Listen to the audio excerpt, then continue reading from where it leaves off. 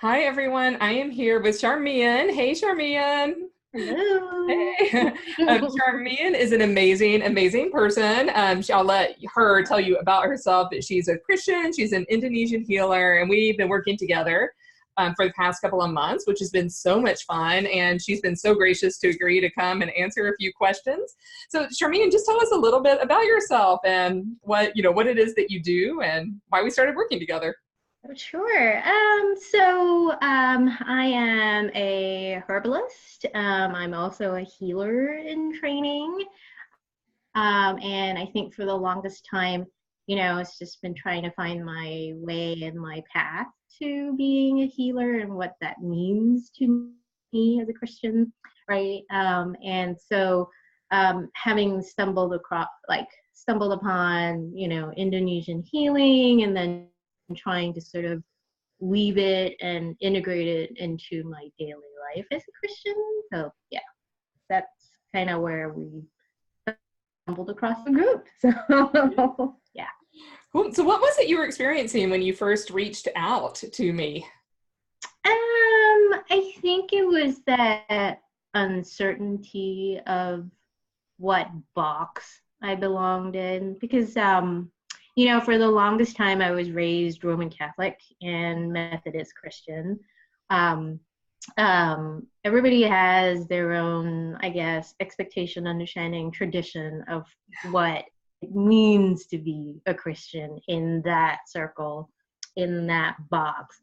And then as soon as you open the door to, other aspects, whether if it's crystals, whether if it's herbal, or whether if it's tarot card reading, or, even more spiritual items like I can hear spirits, that just totally sets off, and, people's perception of no, that really isn't what Christianity is supposed to be.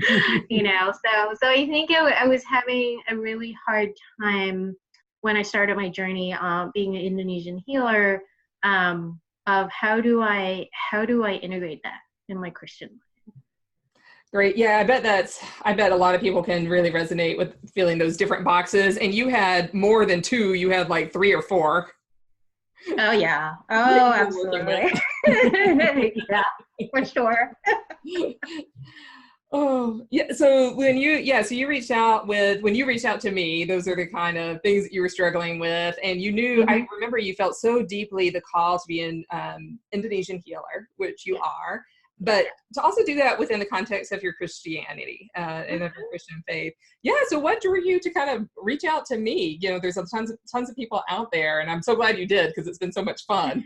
I think it's I don't like I've never really come across a group who was also out outwardly and outspokenly saying I'm a Christian, but at the same time I also believe all these modalities, of whether if it's like of metaphysical modalities are part of being a Christian as well. So that really intrigued me. Like that going, oh, I get it.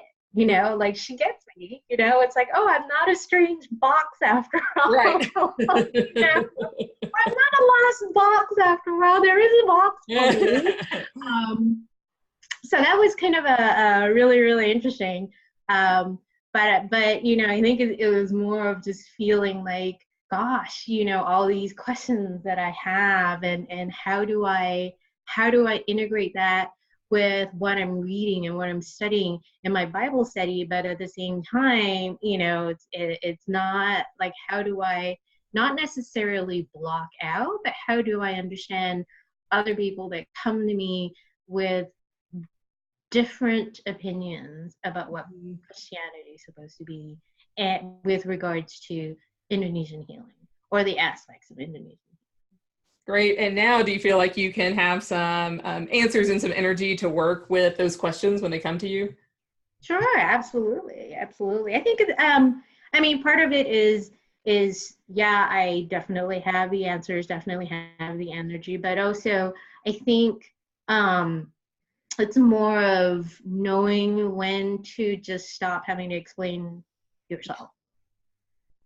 You Yes. know, I mean, one of the things that I learned being with you and talking to you, and also, you know, listening to everybody else that's in the Facebook group, is you really don't have to explain to every single person what your Christianity is about, Yes. because that's your relationship with you and God, and your relationship with yourself and what you believe in your own journey, you know. So why constantly explain it to someone who probably isn't open to receiving that or isn't open to learning that? Right.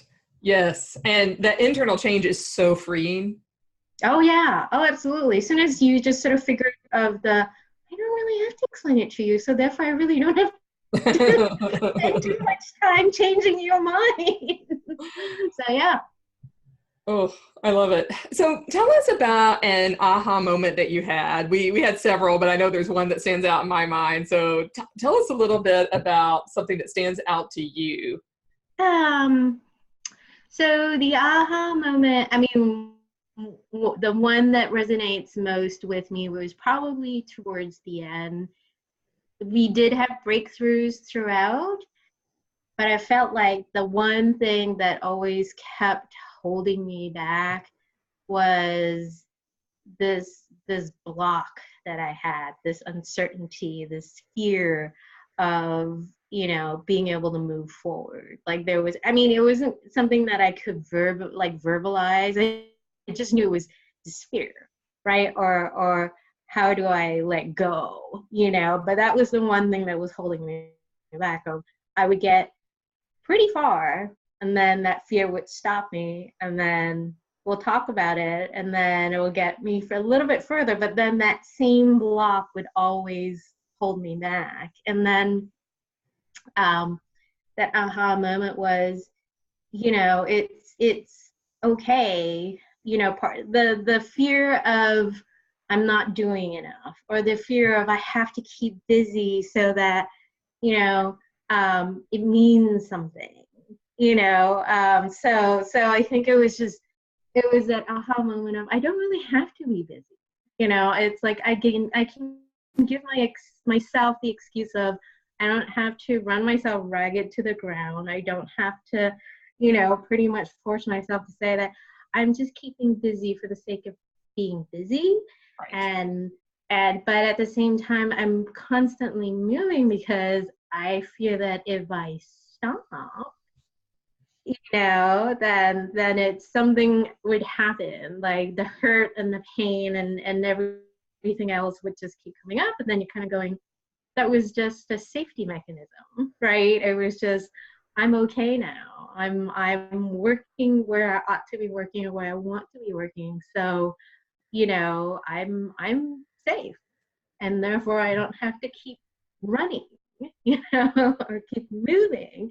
Like movement for the sake of movement because you're afraid just means you're just running away, right? Right. Doesn't necessarily mean you're running towards a target. It just means you're Right. just keeping busy.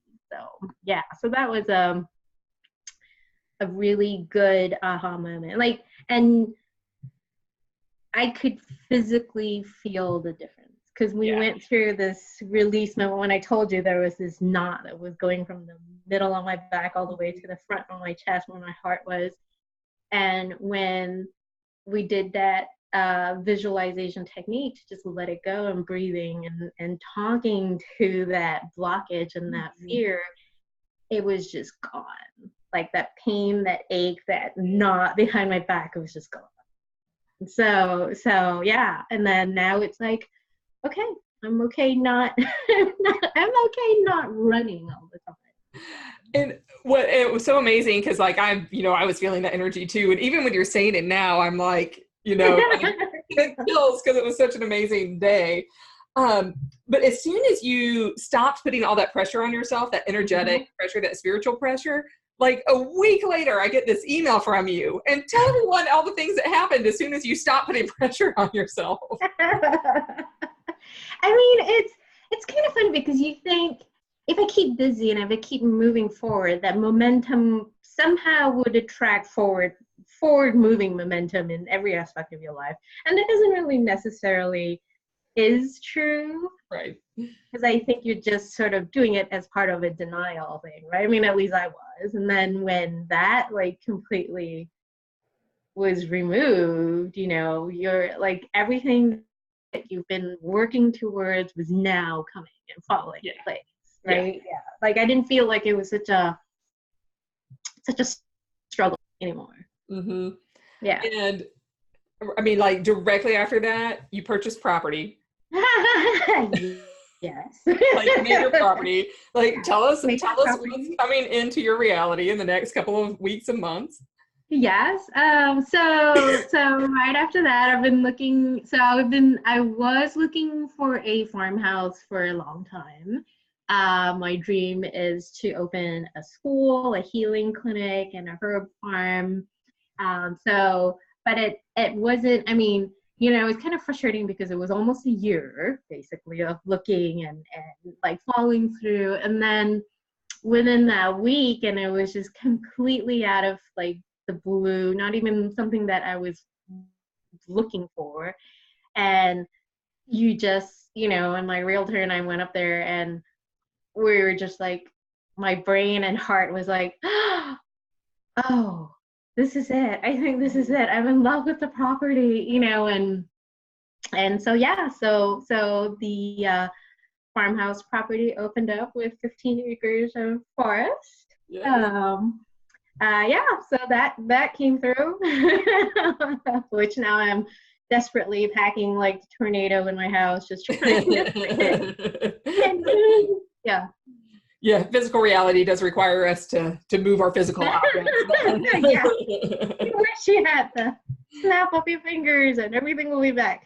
But yeah. I remember too, the request for your products increased all of a sudden. Yeah, out of the blue. Yeah.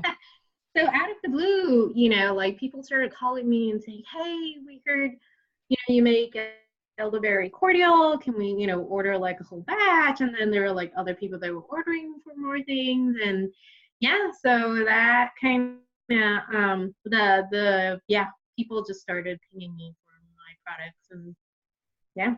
I love it. As soon as you did the energy work of releasing, like, you know, everything that we've been talking about just started coming into your physical reality. And yeah. you're getting to be of service to more and more people. Absolutely. Yeah. Because a lot of it, I remember you and I were chatting and I was like telling you, where have all these people been? This is coming out of the woodwork. But yeah. One of the things I love about the kind of work that we get to do is that when we do the work for ourselves, we're really not only doing it for ourselves, although we are important, we're doing it for all the people that we're called to serve. Absolutely. Yeah. I mean, you know, I will have to tell you, you know, where I was telling you, where I was going through doula training. That was part of my services that I would like to offer. And, you know, you always think it's like, oh, I don't have time for it, or everything else is happening too much and too fast, or, you know, but then you do the work and you just put it out there.